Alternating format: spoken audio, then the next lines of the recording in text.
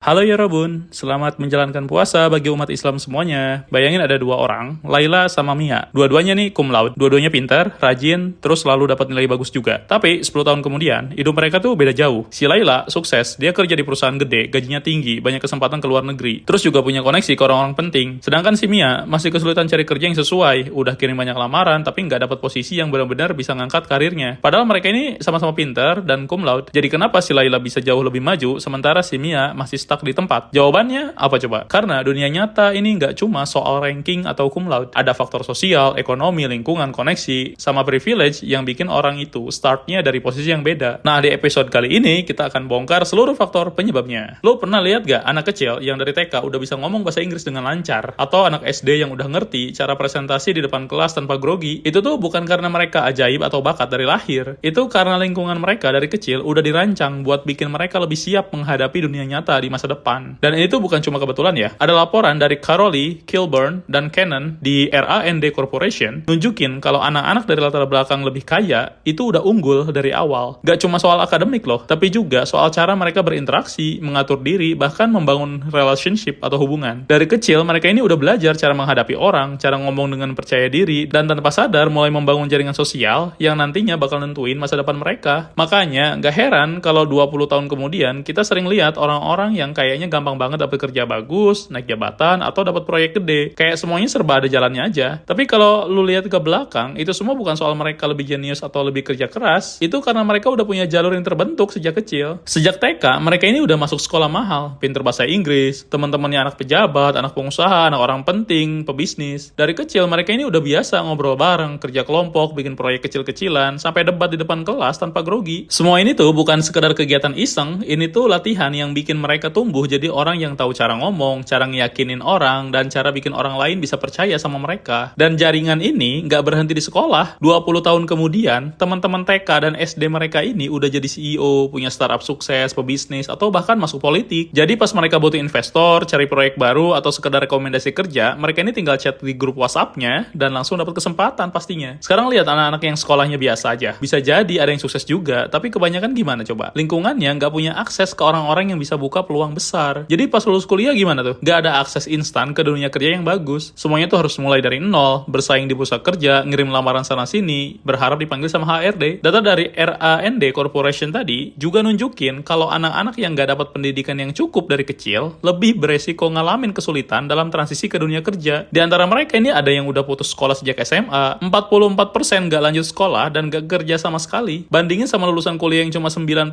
ngalamin hal yang sama. Artinya apa? Dari sini aja udah kelihatan kalau start tiap orang itu beda-beda. Dan ini bukan cuma soal siapa yang dikenal, tapi juga soal kebiasaan yang mereka bangun sejak kecil, termasuk dalam bahasa dan budaya yang mereka pelajari. Di sekolah mahal, bahasa Inggris tuh bukan sekedar pelajaran, itu tuh bahasa sehari-hari. Kalau sekolahnya internasional bahkan, semuanya full bahasa asing. Jadi mereka tumbuh dengan 2 atau 3 bahasa tanpa perlu usaha ekstra lagi. Penelitian dari Hoff dan kawan-kawannya tahun 2012 nunjukin, kalau anak yang tumbuh dengan 2 bahasa, nggak belajar keduanya secepat anak yang cuma pakai 1 bahasa. Maksudnya gimana? Jadi gini, mereka ini butuh waktu lebih lama buat mencapai tingkat kefasihan yang sama dalam tiap bahasa, karena perhatian mereka terbagi nih, di antara 2 sistem bahasa yang berbeda. Tapi justru karena mereka terbiasa dengar dan pakai lebih dari 1 bahasa sejak kecil, kemampuan komunikasi mereka jadi lebih fleksibel. Makanya, makin sering mereka terpapar bahasa itu dalam kehidupan sehari-hari, makin lancar mereka dalam menggunakannya. Sekarang bandingin sama anak-anak dari sekolah biasa. Bisa jadi ada yang sukses juga, tapi gimana lingkungannya? Jarang ada exposure ke bahasa asing di luar pelajaran. Jarang ada kesempatan buat ngobrol sama orang luar. Mungkin baru pertama kali ngobrol sama orang asing pas kuliah, itu pun kalau ada kesempatan. Paling juga ke Kebun Raya Bogor nyari bule. Paling cuma gitu aja, nanya how are you, where do you come from, udah gitu doang. Dan efeknya nggak cuma soal ngomong doang. Penelitian dari Caleb Ing dan timnya tahun 2012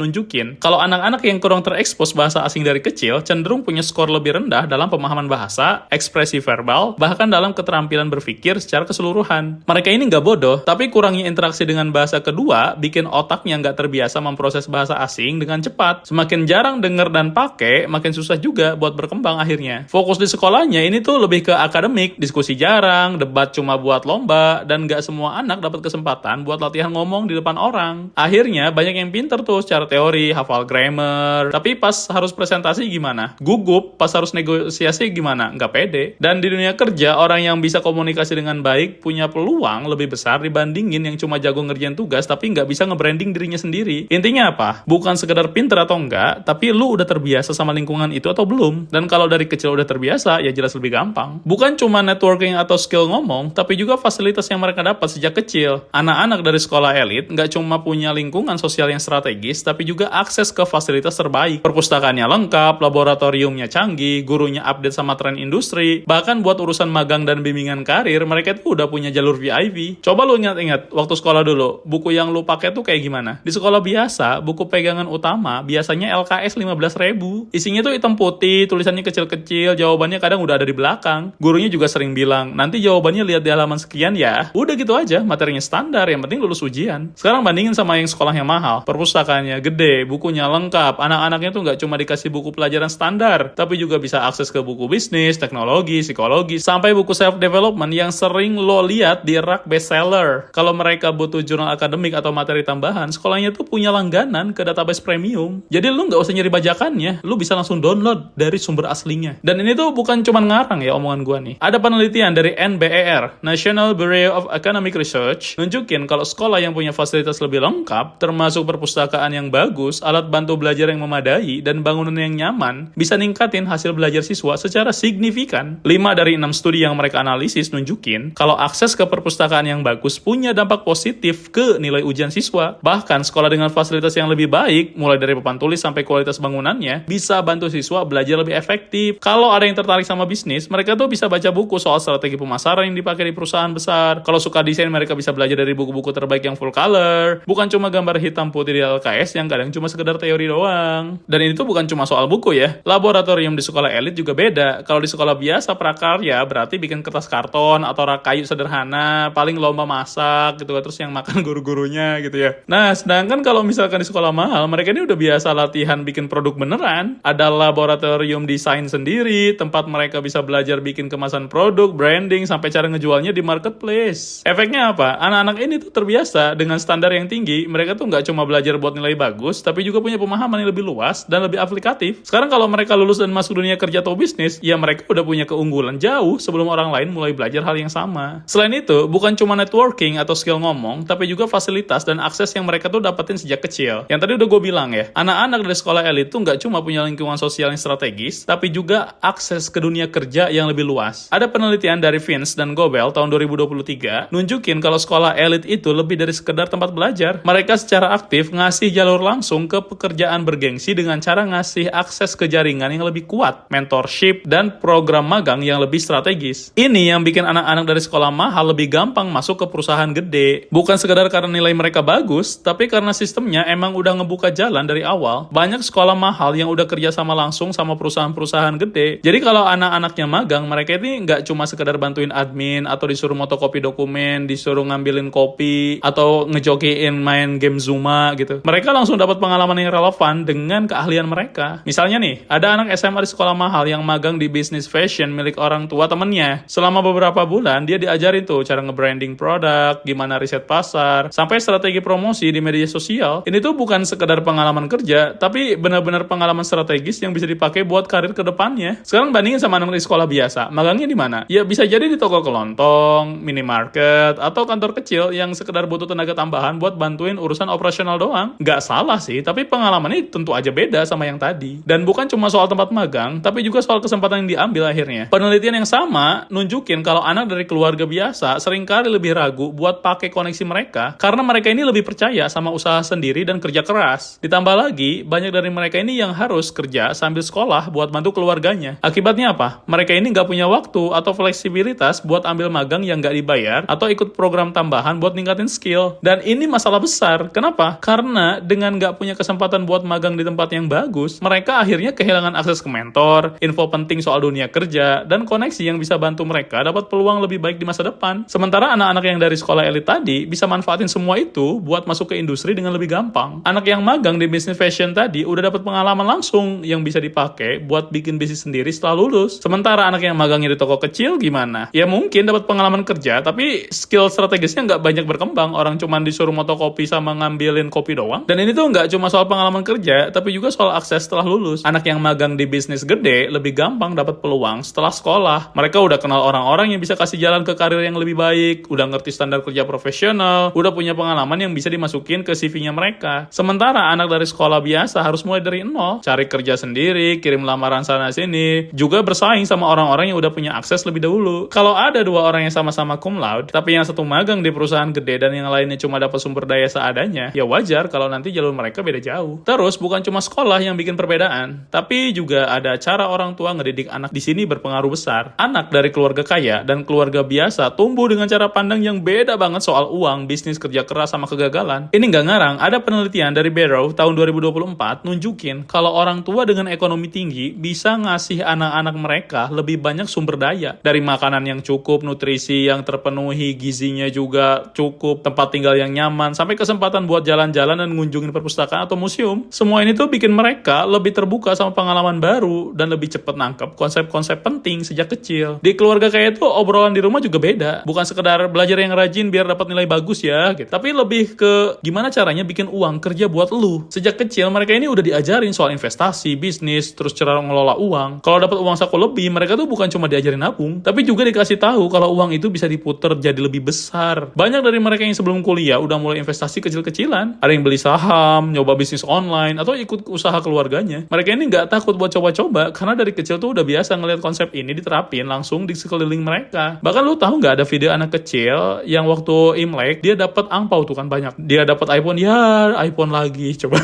bayangin kan. Selain itu mereka juga sering diajak ke acara networking. Bukan cuma duduk di rumah atau main game, tapi ikut ke acara bisnis, seminar, atau pertemuan elit antar orang tuanya gitu. Mereka belajar langsung dari orang-orang sukses, lihat gimana cara mereka ngobrol, bangun koneksi, dan juga bikin kesepakatan bisnis. Terus efeknya apa buat mereka? Ya mereka akhirnya lebih siap ngambil peluang, lebih pede, dan lebih berani ambil resiko akhirnya. Karena yang lebih penting mereka punya safety net. Nah safety net itu adalah orang tuanya tadi. Kalau mereka buka usaha dan gagal, masih ada orang tua yang bisa bantu sokong dulu. Kalau kehabisan modal, masih ada yang bisa kasih pinjaman. Kalau kalian mereka mandek, ada kenalan keluarga yang bisa kasih jalan juga. Mereka akhirnya bisa terus coba, terus eksperimen, terus ambil resiko. Mereka nggak takut gagal. Mereka tahu kalaupun gagal masih ada tempat buat balik. Makanya kalau ada nih ya, para mentor-mentor yang suka ngomong gak apa-apa, all in aja di kripto, gue waktu itu juga habis-habisan gitu. Ya lu orang tuanya kan beda sama orang tua gue. Kalau misalkan lu bangkrut, orang tua lu tuh ngasih supply lagi. Kalau gue bangkrut, gue dipecut gitu.